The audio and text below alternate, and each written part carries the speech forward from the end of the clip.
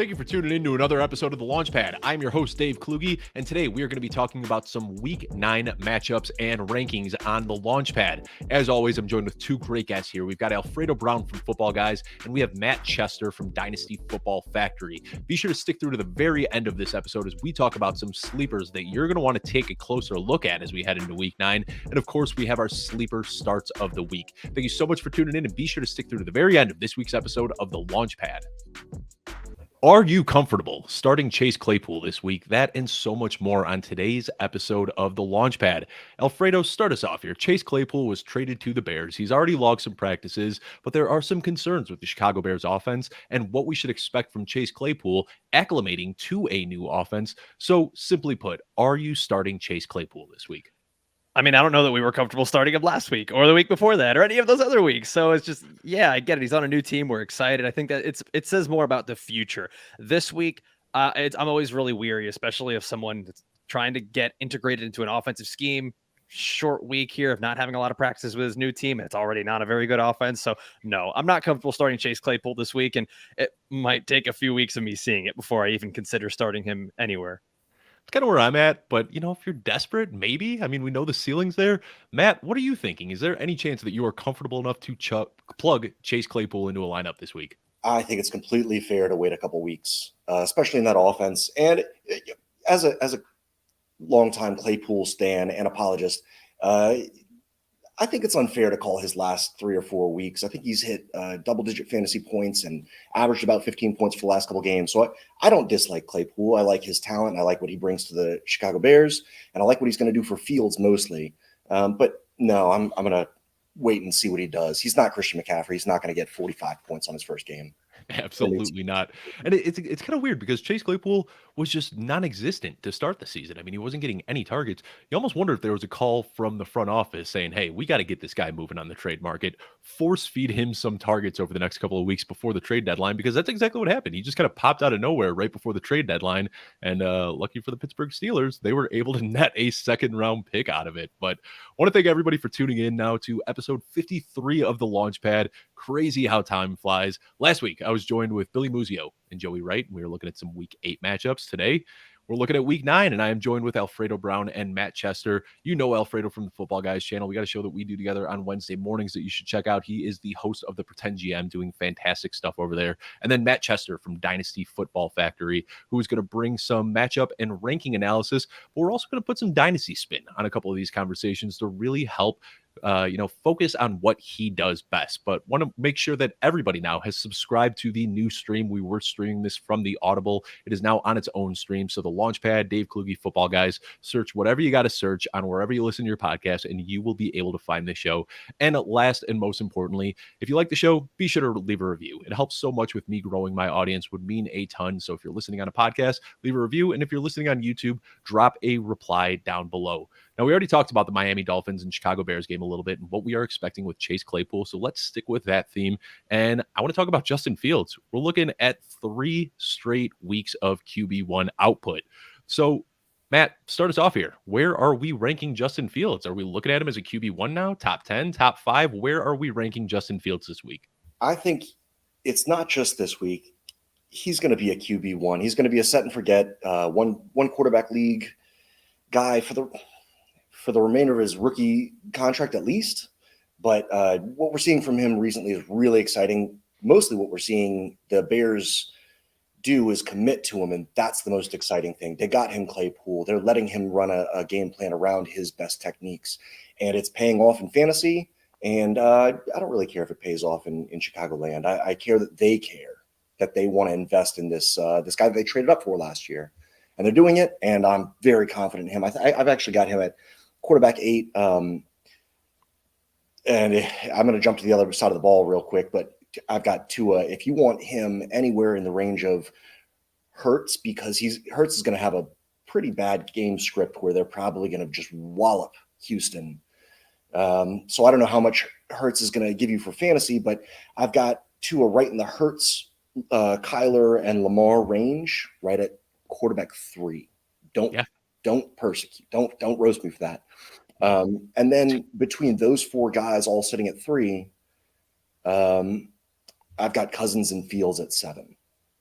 And I think that's the best way to do it. You don't want to get locked into rankings because there's so much nuance that goes into rankings and when you're going to start people. So I really like the tiered approach. And last week we talked about it with Billy Muzio on the show. Billy and I both had Tua as our quarterback 3, and it sounded kind of crazy at the time, but he exceeded those expectations and put up the best quarterback week of the entire week. I mean, Tua has been lights out lately, so I'm with you. And I'm in, I hate talking about my own fantasy team, but in my home league, I thought I was really sly picking Tua up off the waiver wire, but now I'm looking at Kyler Murray and Tua in a single quarterback league, and I just gave myself the biggest headache that I have to deal with every single week now, and I seemingly cannot make the right call on any given week. But Alfredo, same question to you with Justin Fields. Are you looking at him the same way that Matt and I are, or he's just a QB1 for the remainder of this year and probably the rest of his rookie deal? Yeah, I think that for now, I'm trying to take this as week to week as possible, just simply because that's how fantasy is, right? And we've got to see what are they going to do when they integrate Claypool into this offense? Are they going to start to force things a little bit more? And is the passing going to get sloppier? But at least for this week, I've got Justin Fields as my QB9. For him, the value just stems so much from that rushing ability. He's averaging nearly 63 rushing yards per game over the last 6 games.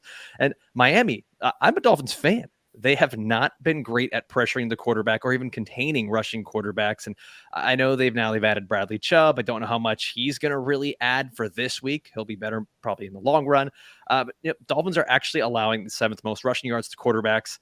6 out of their 8 games. Let me list you the starters. They're not exactly the runners of the ball. It's Jared Goff, Kenny Pickett, Kirk Cousins, Zach Wilson, Joe Burrow, Mac Jones. So you're telling me that this team is 7th worst at stopping quarterbacks from running because of 2 good running quarterbacks, Lamar Jackson and Josh Allen, that roasted them. So did you just cite Mac Jones's rushing ability? Yo, come on, stop it. He's not a terrible rusher. Stop it. Maybe the top 50% of starting quarterbacks. Stop it. No, I will vehemently disagree with that. But I'm saying all of this because I'm saying all this because Justin Fields, his value just lies in that rushing ability, and it's always going to be there. So yes, he's a pretty much going to be a safe plug and play QB1 throughout the season, and that's going to vary a little bit based on the matchup. And I do like his matchup this week with Miami. He'll have to keep up with Tua in that offense. Yep.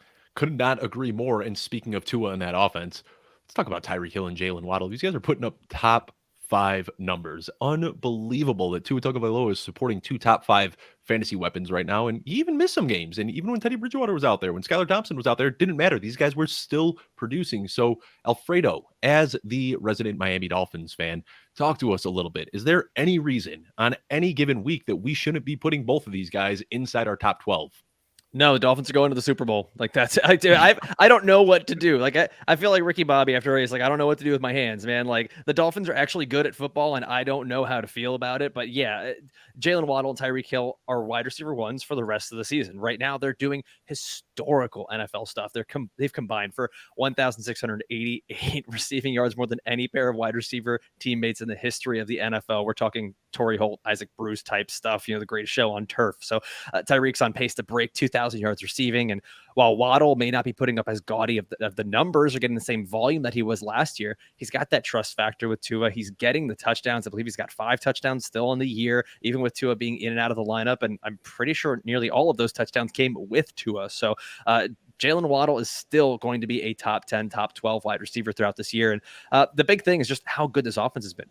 Tua, we've been talking about him. I know he's become the hot topic, but it's because he's been phenomenal. He's number 1 in quarterback rating, number 3 in completion percentage, number 1 in air yards per attempt, number 2 in yards per completion, number 3 in touchdown rate. Like all these numbers, it's crazy to look at this quarterback and say he's top 2, top 3 in so many different things. Yeah, his wide receivers absolutely need to be started every week, and yes, they are wide receiver 1s for the rest of the season. All right, Matt, same question to you. We just talked a little bit about Jaylen Waddle and Tyreek Hill putting up top 5 numbers. So is there any reason not to rank these guys as top 12 wide receivers for the rest of the season? I think you'd be insane to rank them outside of your top 12. It just keeps happening. I think Tyreek's number 1 in the league in PPR scoring, and I think Jaylen Waddle's number 4. You're going to get a little bit more consistency out of Tyreek, which is something I've never said in the 7 years I've been in the league. But Waddle can put up 40 points at a time, and you're not really going to get hurt by his 9 to 12 point games that he has every once in a while. It's just such a good offense. I agree with you, Alfredo. I'm jealous that you're the resident Miami fan, because as a resident New Orleans fan for the last 36 years, I guess, I know what it's like to be an underdog, and it is very rewarding when it finally pays off. So speaking of New Orleans, Drew Brees, I've been saying for a couple years now that I want a Drew Brees career out of Tua. And it's funny because, Alfredo, how long you been down there? How long you been a Miami stan? Oh, my whole life. So 32 years old. Yeah, 32 years. Yeah. That's rough, man. I'm sorry. So Yeah, it's not great. Back in 2005, 2006, when Miami was supposed to get Drew Brees, right? Thank you for bringing this up. I will. I'm going to bring it up as a New Orleans fan. They've struggled since then. And I don't know if Drew Brees came to New Orleans after Miami passed on him because of injury history, or he's too small, or we don't want a hyper accurate little guy that gets hurt, which is all things that we've heard over the last 2 years, right?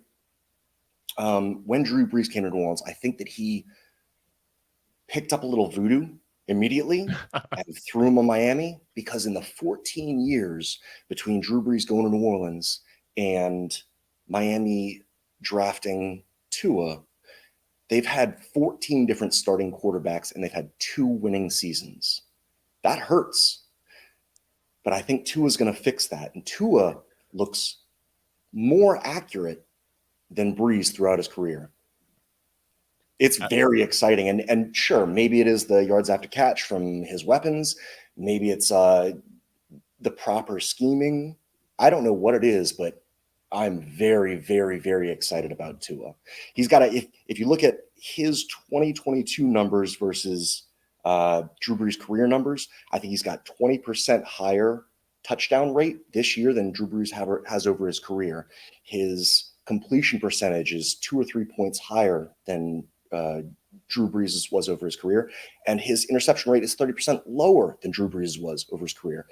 These are all numbers I can't wait to see going forward, and I don't think that Miami is going to mess this up because they've done such a good job building over the last 2 or 3 years.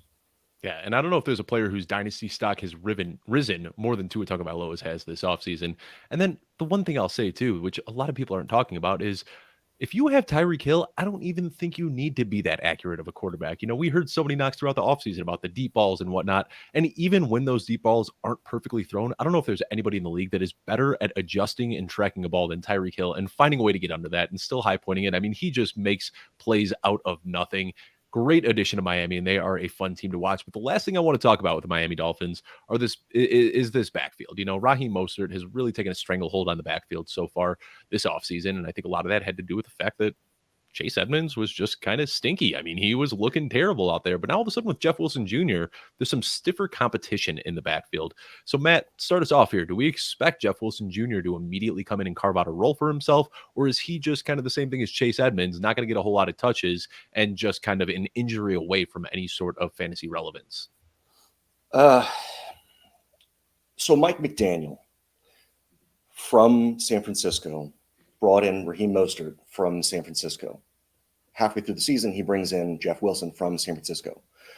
Over the last few years with Mike McDaniel in San Francisco, have you enjoyed picking a running back? When they're the starter. I mean, when would you know that they're going to get the start? That guy does well. It's just it can change on any given week. Well, there's your answer.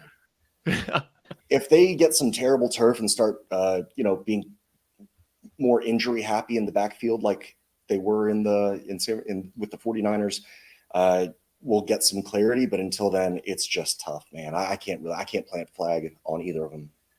That's kind of where I'm at. Alfredo, what are you thinking? Because, I mean, like Matt said, both of these guys have a ton of familiarity with the offense. Both of these guys know what they're doing, and both of them look great in this sort of scheme before. So what are you expecting? Is it going to be a timeshare? Is it going to be the Raheem Mostert show, or does Jeff Wilson come in and just immediately take on RB1 duties? Yeah, I think that despite Raheem Mostert doing so well, it was never really a volume-based thing. He was just running really well, and despite Miami's success with the passing game, they want to have a run game that they can depend on. And you've seen that in games where they haven't had the run game that they can depend on. It does sort of cripple their offense, no matter how good that their passing game is. And you see this with teams like Buffalo and other teams that are competing. They want to get a stable of running backs. So we see Buffalo go out and get Nyheim Hines, and really the whole thing is Matt's word was that Chase Edmonds was stinky. Yeah, like it's just Oh, Dave, I'm sorry. I just listen. I hear Chase Edmonds and I just go straight into a blur, man. Okay, like that was just the most upsetting thing because we had such high expectations for him here, and Chase He Edmonds can't just, hurt you anymore. He's no, halfway yeah, across the country out he's here gone. in Denver. He can't hurt you. He's gone now. He's gone. It's better now. But Raheem Mostert, he's been a guy that he's missed a lot of time in his career, and I think this is more just about preserving him and making sure that they have a runner throughout the rest of the season. So yeah, this is going to be more of a headache for fantasy football, but I think that what you're probably going to see is Raheem Mostert's going to take a lot more of those outside runs, probably those long and more explosive runs, whereas Jeff Wilson's probably going to be that guy up the middle. He's 213 pounds. He's now the biggest back in Miami's backfield, so he's probably going to get a lot of those up the middle dive plays and those inside zone runs and the goal line plays that we really saw Chase Edmonds, stinking up out there. And I don't know if you feel the same way, Alfredo, but every time I see Raheem Mostert lining up for a kick return, what is Mike McDaniel thinking there? We're looking at a 30-year-old guy who gets injured somewhat frequently. Why is he their kick returner? I cannot wrap my mind around it. Mind-numbing decision. Well, he's so fast. He's so fast that it makes sense to use your weapons. But on the other hand, he's 30 years old, like you said, and he's never finished a season. I think his best season was running back 25, and his second best season was like running back 80 or something because he's so injury prone. So it's clear that he should not be doing this. But I believe he was RB2 in points per game in the one season you were talking about. It's just the lack of ability to finish a full season. Right. But anyway, let's go ahead and talk about our sleeper starts of the week. If you haven't downloaded the Sleeper app already, I don't know what you're doing. It is the best fantasy football platform out there. You can find a link below, whether you're watching on YouTube or in podcast. You can find a link and download Sleeper today. If you haven't convinced your league mates to switch over already, be sure to do it. They have 22 new features this year. They're adding all sorts of features constantly, easily the best fantasy football app to play on. So let's get into it with our sleeper starts of the week. It's time for the sleeper start of the week, powered by Sleeper. Alfredo, start us off here. Who is your start of the week? All right, so this may not be all that bold because of the situation that we're looking at here, but this is a guy that I'm going to put my money where my mouth is, and I am actually starting him in my league this week, and it's Joshua Palmer, wide receiver for the Los Angeles Chargers. Mike Williams is out. We've already known that, but now Keenan Allen is going to be out. This hamstring injury that he had got worse somehow over the bye week. I don't understand how that happened, so looks like he's going to be out. They're going up against the Atlanta Falcons, who are 32nd, if you're counting. That's 32 NFL teams. They are last against fantasy wide receivers. Josh Palmer, he's got that ability, that flexibility, so to speak, of playing inside or outside, and he's shown that he can do that. So I like the versatility there. Justin Herbert finally looking healthy, but we still haven't seen this offense explode. We probably won't see it explode this week, but this is a pretty good boom spot for Joshua Palmer. So if you do need a wide receiver 3 to plug into your lineup, and I actually have him as my wide receiver 25 right now, so you can make an argument that he's a wide receiver 2 for your lineups this week. Josh Palmer, double-digit PPR points in every game that he has played 80% of the snaps. I highly expect him to play 80, if not more, percentage of the snaps this week. So Josh Palmer is an easy plug-and-play for me this week. Yes, shocker here, Alfredo, but you and I are in lockstep on this one. I just tweeted this out, but yes, 75% of the snaps or more in 3 games so far this year. And in those games, 9.7 targets and 14.5 fantasy points per game. And now he gets that opportunity with no Mike Williams and no Keenan Allen. So I am with you, set for an absolute explosion against the Atlanta Falcons. Love, love, love that call out. Matt, same question to you. Who is your sleeper of the week? I had a little bit of trouble preparing for this because I didn't know how deep you wanted me to get. I think Josh Palmer's brilliant. I think he's a super solid wide receiver 2, like you were saying. I don't know if he's going to set himself apart in DFS lineups in big tournaments. I don't know what his price is, but I think it's going to be pretty chalky. There's a couple that I have. I play mostly Dynasty, so they're really, really deep rosters. And with let's get a deep one. Why not? 6 teams on bye, sometimes you just got to struggle. So I'll start with my worst one. Khalif Raymond is wide receiver 60, is projected for wide receiver 61 this week. They just lost Hawkinson through trade to Minnesota. Khalif Raymond, Detroit Lion, by the way. I know he's real deep down there. But if Josh Reynolds is out, Hawkinson's gone, DeAndre Swift, they're limiting his touches because, for whatever reason, they want to preserve him. There's just not a whole lot of places for the targets to go. And if we see 7 to 10 targets from him, it's just somebody you got to line up You have to. When you're struggling, when there's, if you're in a league that's 3 wide receivers, 3 flexes, it's Khalif Raymond time. If you want to get a little bit easier than that, with Bateman out, I don't know how Mark Andrews' shoulder or how his health is. It looks like both of them are going to be out this week. Wow. Rashod Bateman for the season, and it looks like Mark Andrews, he has yet to practice, so it doesn't look like he's playing this week either. I'm sorry. Did you say Bateman for the season? Yep. Oh, I missed that. Whoa. Frank injury out for the year. Season-ending injury. Yikes. Mm-hmm. Yep. Okay. Well, I'll be right back. I'm going to go drop him off my roster. So fire up your Devin Duvernays and your Isaiah Likeleys. I guess that's where you're going with this one. That's my second most popular stream is, Duvernay. Duvernay's fantastic. I mean, he's not fantastic. He's a fantastic play. I think he's a borderline wide receiver too. Mm-hmm. With everybody healthy in and out of the lineup. He just gets touchdowns. The ball has to go somewhere. They don't pass much, but he's there. He's consistent. We can kick and scream, or we can just put him in a lineup and see what happens. And I mean, the guy's just got a nose for the end zone, and there's no way to really put a metric on that. We talk about how touchdowns are fluky and tough to predict, but at the end of the day, Devin Duvernay just finds ways to score, so I am with you there. But I want to talk about this NFC North matchup because I think there's a lot to talk about in this one. Green Bay Packers going to the Detroit Lions, and the Packers have been terrible so far this season, but if there is a recipe to get a team right, I think it's playing against the Detroit Lions. We've seen it quite a lot this year. So, Alfredo, start us off with this question, and I want to talk about Romeo Doubs here because he followed up a 0-0-0 game, 0 catches, 0 receptions, 0 touchdowns with a pretty decent one where he had 4 catches, 62 yards, and a touchdown. So this week, looking like Allen Lazard might play, might not. We don't have any sort of real answer yet, but are you firing Romeo Doubs up again this week? Yeah, so I think that when it comes to Dobbs, you can kind of do 2 things. You can start him, but you can also temper your expectations at the same time. And I think that's going to be the name of the game with him right now because so much is just going to depend on Allen Lazard.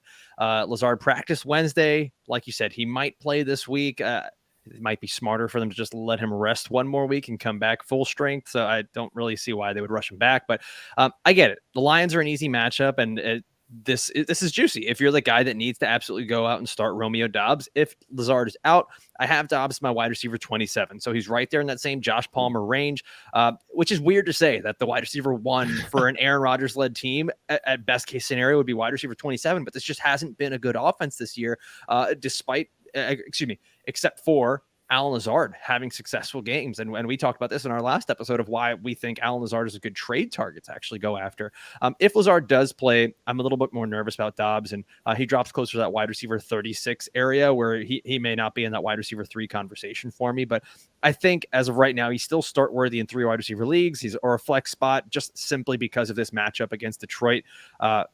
Aaron Rodgers, man, if there's one thing that he does well, it's owning those division rivals. Sorry, I had to take that jab at the Bears, man. I had to do it. And he does. I mean, the fact that like Bears are spinning the Chase Claypool trade into a win because we kept him away from Green Bay. I'm like, do you guys realize that you're just like admitting that Aaron Rodgers just owns real estate in your head I mean, it's crazy to me.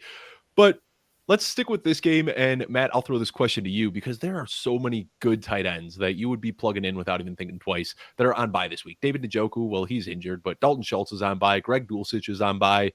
Pat Freiermuth is on bye. George Kittle is on bye. So all of a sudden, with all of these guys being gone, we're looking at Robert Tonyan as a possible streaming option. 22 targets over the last 3 weeks.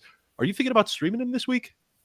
I'll tell you what. Well, first to piggyback onto what Alfredo said, I think he's completely dead on. Romeo Doubs is projected for wide receiver 20 this week. So he's a play if you need him, but he's definitely a fade where he's sitting. As far as Tonyan, I was super off of him all off season because I think the most he's ever paced for is 60 targets in a season.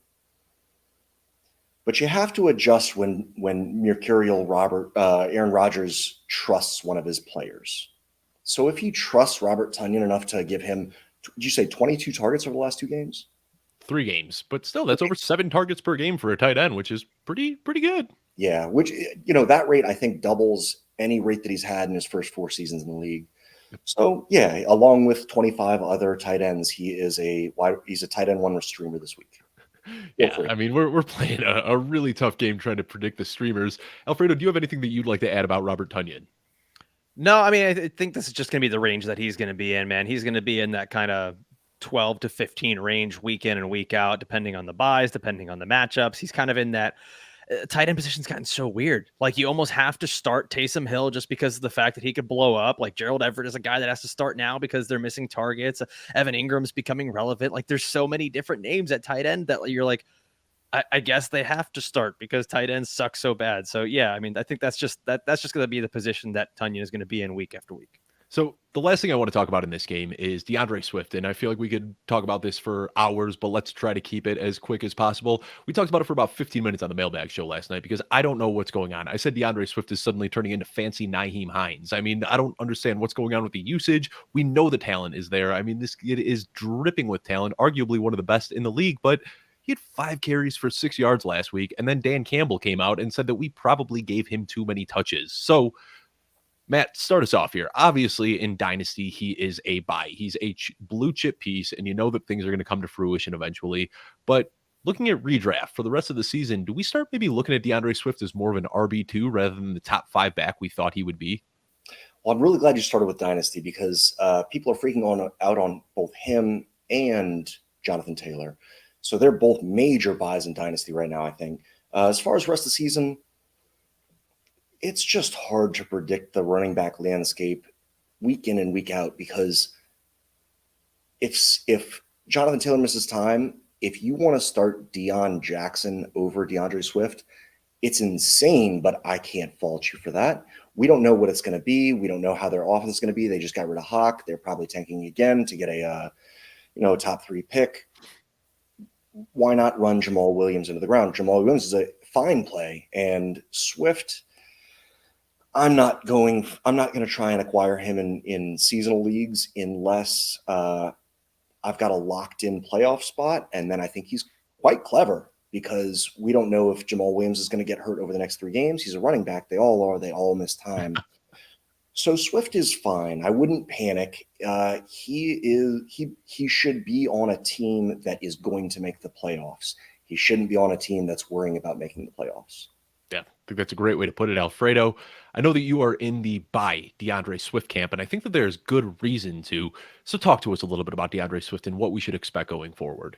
Yeah, I think that when you're looking at running backs, you're looking at 2 things. It's 1, it's what kind of volume do they get? And then it's 2, how do they score fantasy points? And if you're not going to get the volume that you want, like a Derrick Henry, Jonathan Taylor type volume for DeAndre Swift, it's how is he scoring these fantasy points? And so much of it has just come from that use in the passing game. Okay, he is consistently catching passes. And even last week, he only had a 55% snap share. He's coming back from that injury. And even he has said the coach's plan is for him to play more as the weeks go on. We mentioned this in our trade target episode of the Pretend GM, Dave, is that the Detroit Lions have the 9th easiest remaining strength of schedule for fantasy running backs. And we looked at those next 3 opponents, Green Bay, Chicago, New York Giants. The bye week has already passed. So this is why another reason that he's a big trade target for me is this is a player that on these really crucial weeks, the end of the year, you don't have to worry about the bye week. And if you have a player like DeAndre Swift, who has that explosive ability, who even on 2, 3, 4 catches in a game, he can take one for 50, 60 yards down the field. Yes, this is a guy that you have to have on your roster. And I'll tweak a little bit of what you said, Matt. I think that if you're making the playoffs, you're lucky that you have DeAndre Swift on your roster because he hasn't been there for you. But if you're the person that is trying to get over that hump, I think DeAndre Swift is the kind of player that can do that for you and eventually win it for you. He's got some very easy matchups in the final 2 weeks, Carolina and Chicago. And I think that he could be that guy that becomes a championship winning player as long as he can stay healthy. I love it. So let's play a quick game, and I'm just going to start listing. I'm going to start listing some wide receivers because this is the time of year where you're trading for positional needs. So if you're trying to acquire DeAndre Swift, you're likely thin at running back and overloaded with wide receivers. So what I'm going to do is look at some rest of the season rankings. I'm going to work my way up. We're going to play that Price is Right game. I'm just going to keep working my way up the list. You tell me when to stop, guys that you would trade for DeAndre Swift. So I threw one out there the other day for DK Metcalf, and it was rejected. So let's keep working the way up the list. DK Metcalf, tell me when to stop. Chris Olave, Gabe Davis. Hold on. We're working our way up. I need the rules here. Wait a second before we keep going. Am I stopping you when I would trade that player for Swift? Or exactly. So the wide receiver that you would be willing to give up for DeAndre Swift. So right now, I'd assume that you would trade away DK Metcalf for DeAndre Swift. You would trade away Chris Olave. I think DK Metcalf is making like 12.5 points a game. So yes. Right. So we're working our way up. You would trade away Chris Olave. You would trade away No, Gabe Davis I would not trade away Chris Olave. in redraft. Michael Thomas just went on IR, so he's going to miss at least 4 weeks. So Chris Olave is good. He's just good. He's probably doubling Swift in points that they're both healthy. Oh, he's an amazing player. I have Olave above DK rest of the season, so that's where we got a little mix up right there. All right, Alfredo, Gabe Davis. Oh, That's fun. no. Okay, so my opinion maybe sounded stronger on Swift. It was more so about how he can save your season if you're paying the right price, obviously. And I think it's very hard to walk away from players like Olave or Davis. I think Davis has the same game breaking ability that Swift does. Like Davis can win you a week on his own, despite his 3 point per game times that he'll come out and play. You're not trading away a top 12, top 15 wide receiver, but if you could trade away a high-end wide receiver too for DeAndre Swift, that's probably where we're at. I think that Metcalf, Chris Godwin, Tyler Lockett tier, you'd be okay giving away all those guys for DeAndre Swift. All right, I had to pull some teeth. I think I worded it wrong, but we got there eventually. Trade away your wide receiver too for DeAndre Swift if you can. Now let's pivot and move to another game. In the next game that I want to talk about, Seattle Seahawks at Arizona Cardinals. This is going to be a really, really fun matchup. And what I want to talk about is Geno Smith, because when the season started, we said, well, you got a locked and loaded top 5 quarterback in Geno Smith off the waiver wire. You are set for the rest of the season. But now we've got Jared Goff and Tua Tagovailoa and Justin Fields, and we got some other guys that are heating up a little bit. So, Alfredo, start us off. Are we still looking at Geno Smith as a QB1 for the rest of the season? Yeah, and I think I can say that with confidence. Just because he's not top 5 doesn't mean he's not a QB1, and it's less about him and his performance, and it's more about how bad all the other quarterbacks are. Some of the names we've mentioned in this show: Aaron Rodgers, and then Matt Stafford, Derek Carr, Tom Brady. Most weeks, a lot of these guys have not been top 12 quarterbacks for the most part. And Derek Carr and that Raiders offense coming off a really bad game, and so there's just not a lot of quarterbacks that I can trust week in and week out. And yes, at this point, Geno Smith, it's weird to say still after all these weeks, but he has become that guy that I can trust as a top 12 quarterback. I don't even know that he's very matchup dependent. Maybe on like some of the tougher ones that he might be matchup dependent, but he's got a good run game supporting him. That offensive line has been better than we thought. He's got 2 top 24 wide receivers every single week. And you know what? It's just weird to say, but this Seattle Seahawks offense and team is just competent. And I don't think that's what any of us expected. And I think that when Geno started to play like a top 5 player, we thought, okay, this is going to turn into a pumpkin at some point. But here we are in November going into week 9, and we're past the midway point for the fantasy football season. And we're like, oh, okay, he's still good. Like, all right, cool. And like, that's it. So yes, I'm still very comfortable letting Geno Smith be the starter for my team. I'll take it a step further. I think what you wanted to say, and you were scared to say, you said it's a competent offense. I will say it is a better offense than we have seen with Russell Wilson in the last 2 years. I'm not kidding. They look incredible. It is a very, very good offense. So I will go ahead and say that. And I mean, maybe we should have listened to Pete Carroll all these years when he was keeping Russ in the bathroom instead of the kitchen and not letting him cook, because Russ doesn't go to the bathroom. Russ does not go to the bathroom. That's true. It absorbs it all. Matt, talk to us a little bit about Geno Smith. Is he a QB1 for the rest of the season? It's fine if you want to put him there. I do not feel comfortable. And that's the only difference between all of our opinions. I don't feel comfortable with him there. I will play him though, as in a 1 QB league if I need to. It's fine. Same with Mariota. Yeah. And they're both kind of jostling consensus dynasty strategy about get a super flex, especially. You got to get your two best QBs. You got to get your 2 QBs, first 2 rounds. If you got to trade up for them, do it. And all of a sudden, Mariota and Geno Smith are putting their 2 teams in. What year is it? I know. 2011, I think. They're putting both of their teams. Actually, Mariota is much younger than I thought, because he's been irrelevant for so long. But both of them are putting their teams in too bad of a position to get a top tier quarterback in next year's draft. So even in Dynasty, it's kind of messing up the theory, because they're both outscoring Justin Herbert. And yes, there are situations that have to do with that. But the other hand, doesn't change. What's that? But the outcome is still the same. Regardless of the situation, it is happening. People paid up with a top 5 pick for Justin Herbert, and you could have gotten Geno Smith in round 12. or never, or traded nothing. Right. Even in dynasty leagues, the only Geno Smith that I ever had, I paid a 5th round 2023 rookie pick for. And about a month and a half later, I traded him, Geno Smith and Brady for a 24 first. We have to adjust as we see these things. And I understand adjusting and wanting to keep Geno Smith in your lineup, and I don't blame you for it. I just hope that I have somebody better. The big thing is he's almost as accurate as the most accurate quarterback in the league, Tua. Geno Smith is unbelievably accurate this season. It's pretty wild. I don't know how he's doing on the ground consistently. I know that he's shown flashes. But we have to account for his accuracy and the way that they're using him.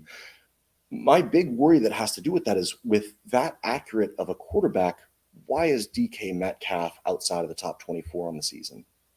That's a little worrisome, especially in Dynasty, to where, bucking consensus strategy, Geno's a Dynasty buy if they're not going to be able to replace him in next year's draft. And Metcalf is a sell if they're still thinking about his name versus his production. Yeah, I agree with all that there. Now, the one last guy I want to talk about on Seattle, and we're going to stick with Dynasty here. I'm going to throw this question to Alfredo first, because Alfredo, you can burn this show down with a victory lap here. You were touting Kenneth Walker all offseason. Our friends over at Keep Trade Cut, they crowdsource their Dynasty rankings. I don't know if you've seen Alfredo, but Kenneth Walker is the Dynasty RB1. So lay it on us, man. Is this where he should be? Are we getting a little ahead of ourselves here? Should it be Breece Hall? Should it be Saquon Barkley? Or is Kenneth Walker the Dynasty RB1? Wow. Okay. So that's breaking news in my ears there. First of all, also, Dave, thank you for the nice compliment there. But it's also, this is my baby. It's Ken Walker. That's what he prefers. So let's get my baby. Walker. Yes. That's his full name, his government name. Yeah. Listen, this has been my guy, man. Ken Walker. And this was like one of those things that never said that Breece Hall was going to be bad. Breece Hall's been great, but I always felt Ken Walker had that ability to be just better. And it just came from what we were seeing on the field and what he was doing in college, being so incredibly elusive. He was my RB1, but even I did not expect this. Like, I thought that he was going to be pretty good, but not what we've seen so far. And I've also noticed he's being drafted in startups around the running back 2 range. So, hearing that he's RB1, RB2, that's really hefty. I think that it's fair to call him a top 3 dynasty running back. And even as much as I love him, it's hard because now you have to talk yourself into, is he ahead of Jonathan Taylor? Is he ahead of guys like Saquon Barkley?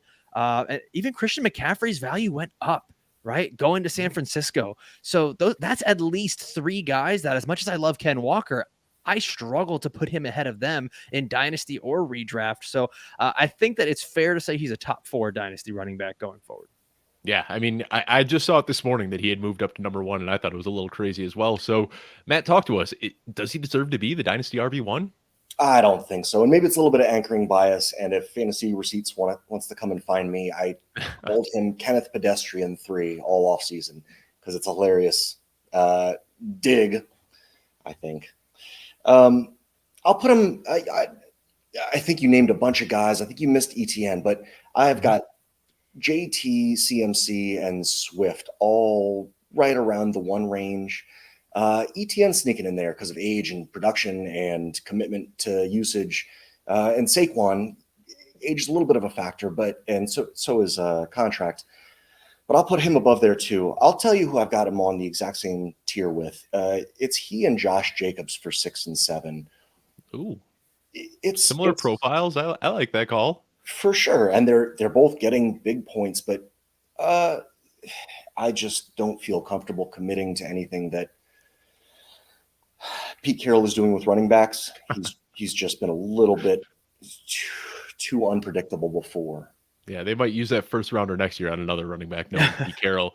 But this is kind of shocking too. Despite being in the league for 4 years, there's only a 2-year difference between Josh Jacobs and Kenneth Walker. Just throwing that out there. Kind of wild. Like, we forget that, Josh Jacobs was almost a teenager when he was drafted into the NFL. Jacobs and Najee Harris are born in the same month. Yeah, absolutely crazy. And while we're talking about age stuff, I thought this was hilarious. JJ Zacharyson tweeted out, Chase Claypool is younger than Velus Jones. But anyway, we have gone off on a ton of tangents. But at the end of the day, we were talking about the Seattle Seahawks and Arizona Cardinals matchup. So after we talked about the Seahawks a little bit, let's look on the other side of the ball, talking about the Arizona Cardinals. And we have got to talk about DeAndre Hopkins. I mean, the touchdowns were there last year, but all the underlying metrics told us that DeAndre Hopkins was falling headfirst off of the age cliff. Well, guess what? Over the last 2 weeks since he's returned, he is the wide receiver 1 overall in fantasy scoring and yards. It is unbelievable. So, Matt, talk to us a little bit about DeAndre Hopkins here. I mean, he's obviously a wide receiver 1 going forward, but what are we looking at? Is he a top 5 wide receiver for the rest of the season or what?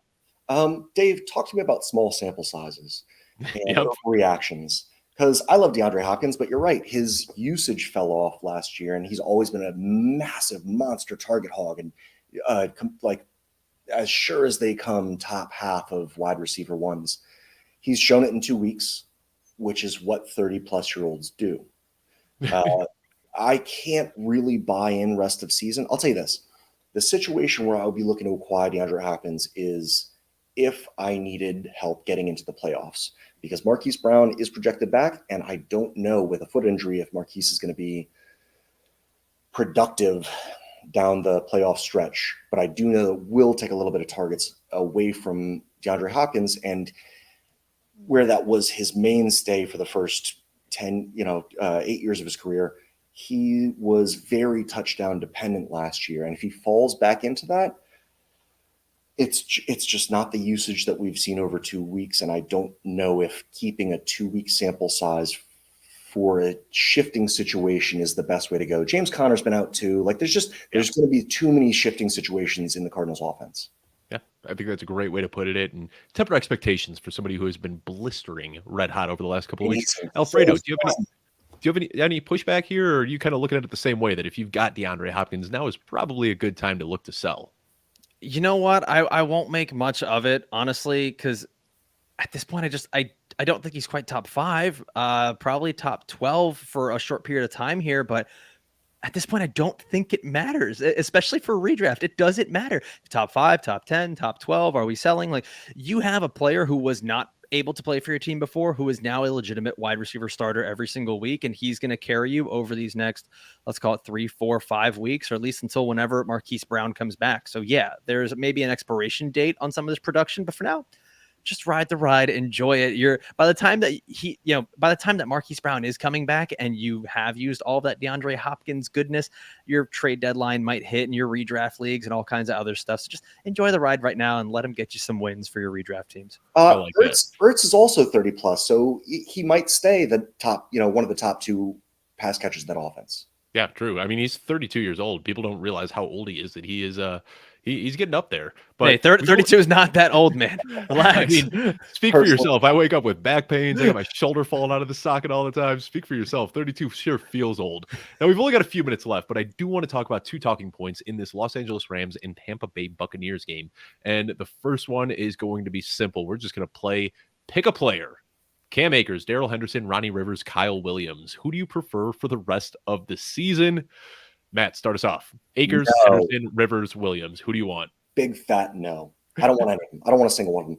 They're all splitting time. They're all not great. I think Darrell Henderson had 4 touches last week. They don't like him. They're not happy with Cam Akers, who is coming back. Who are the other guys? Rivers, Ronnie Rivers is a real NFL player, believe it or not. I did not make that up in a random name generator. He got a touchdown last week, which should put him on the radar, but his, I think, total 7 points should take him off the radar. Right. It's all terrible. Just don't. I don't want. You got Kyren Williams coming off a high ankle sprain. Look good on film, but we know that he's unathletic. Yeah. So, Alfredo, talk to us. Same question. Who do you want out of that bunch, if anybody? Absolutely none of them. Not even Akers, who's coming back and is supposed to be the alleged starter if he does come back. He's been just so bad throughout the year, getting 3 yards per carry, only 2 receptions all year. So there's not really anything from any of these players that you can hang their hat on. It's not the way that they're scoring points. It's not the volume. And at this point, you don't even know how talented they really are now. And it's a bad offense. Like, it doesn't even matter. You could get a guy that's getting 20 carries a game, and it might still be bad. That's how bad this team has gotten. So, yeah, none of them. Did McVay not have a fourth to say, flick them picks and get Kareem Hunt? I don't understand what they're thinking. Yeah, that was shocking. Window, and they're not bolstering up one of the, half of the game. It doesn't make sense. David Montgomery, Kareem Hunt, there were so many guys out there they should have made a move for, but for whatever reason, this team just seems to be in love with Cam Akers and thinks that he can be the difference maker. Last question I have before we log off here, and this is just a would you rather dynasty style question. Would you rather Chris Godwin or Mike Evans? Alfredo. Oh boy. Okay, so they're really, really close for me, and maybe Godwin gets the tiebreaker here simply because he's younger. And I do like his play style with whichever the new quarterback may be, but I think that's where all of this value kind of rests, is who is the next quarterback. Because this year, I don't want to call it a wash, but like, we're all just kind of waiting for Tom Brady to retire and then maybe get back together with Giselle. Like, I don't know, man. Like, it's what's going to be the quarterback situation there next year. It's Trask. Honest, stop. That's disgusting. Like, I'm very, very worried about the wide receiver core. I'm very worried about the offense there, because that was so much of what even Rachaad White's value was always going to be the satellite back for Tom Brady. And it's just like, well, Tom Brady's not that good this year. The Bucs offense is not that good this year, and Tom Brady's going to be gone. So going into the next season, man, the value for all these guys really worries me. So if I, in a vacuum, it's Godwin, because I think he can fit a little bit, not to say that Evans can't fit seamlessly into any offense, but I think that Godwin lends a little bit more to a bad quarterback finding comfort in a player that he can hit closer to the line of scrimmage. That's basically all it comes down to. Yeah, that's exactly where I'm at. Godwin is just so well-rounded. He can do a little bit of everything. And we talk about recency bias all the time, but Godwin's been dealing with injuries and he hasn't been playing at 100%. And I think people forget, you look back 2 years ago, there was a realistic argument that Chris Godwin could have been the overall wide receiver 1 in your dynasty rankings. He was that good. And then a couple injuries and a couple, a season of bad quarterback play, and people just kind of forget about it. So I'm with you on Godwin. Matt, is that where you're going as well? Do you prefer Chris Godwin to Mike Evans, or are you going to make an argument for Evans here? No, I like what you said about recency bias and injuries, because I think even over the last 2 years, he's been looking at like top 5 points per game, but that's with Brady. And to be honest, I agree with Alfredo. I don't want any part of this offense after Brady leaves. It's going to be a hard rebuild. And as far as preferring one or the other, I'll tell you this. In my dynasty leagues, I've avoided Bucs players just because we don't know what the final outcome is going to be after Brady leaves. But I did happen to end up with a few Mike Evans and a few Chris Godwins because of value. When Marquise Brown got hurt, I traded all my Mike Evans for Marquise Brown in Dynasty because we do know what the quarterback situation is going to be. We do see him performing at top 5. Yeah, all my Mike Evans is gone. And I actually talked to the Marquise Brown owner in another Dynasty league, and he said, give me Chris Godwin straight up. And I didn't do it because I wanted 5 to 10 weeks out of Godwin that I thought I would get that would help. And also he's 26. But with Godwin, now with 2 more weeks of usage, I'm ready to send Godwin for Hollywood also. Yep. Completely agree with all of that. Well, fellas, we are unfortunately out of time, but this was a great show. Before we log off here, though, Matt, let everyone know where they can find you on social media, where they can find your written content, video content, whatever. Let everyone know where they can find your stuff. Thank you so much, Dave. You can find some of my older stuff at fightingchancefantasy.com or at FC Fantasy Sports on Twitter. I got hired on with DFF. It's dynastyfootballfactory.com. It's at DFF_fantasy on Twitter, putting out weekly articles and jumping on with you guys. And it's been an absolute pleasure. Come find me, give me a follow, and holler at your boy. Yeah, fun follow on Twitter, so be sure to check that out. Alfredo, everyone can find you on the YouTube page, youtube.com/footballguys, of course, but let them know where else they can find you as well. Yeah, you can find me on Twitter at the Pretend GM, and I've got my own show here with Football Guys, the Pretend GM, that we have episodes every Monday and Wednesday, and actually every Wednesday I will be with you, Dave. We're going to be talking about various trade targets and all kinds of fun stuff as we close out the NFL season here. And you can find me on Twitter at Dave Kluge. That's Kluge. You can find Football Guys on Twitter at Football Guys. Be sure to drop them a follow. And of course, be sure to subscribe at youtube.com/footballguys for all of the video content that Football Guys is offering. Thank you for tuning in. As always, be sure to give us a thumbs up. That's going to help some other people on YouTube find this video. If you're listening on podcast form, please leave a review because that will also help us grow this audience a little bit. If you haven't already, be sure to subscribe at youtube.com/footballguys so you can check out all of the video content that Football Guys has to offer. Thank you so much for checking this video out, and I will see you next week.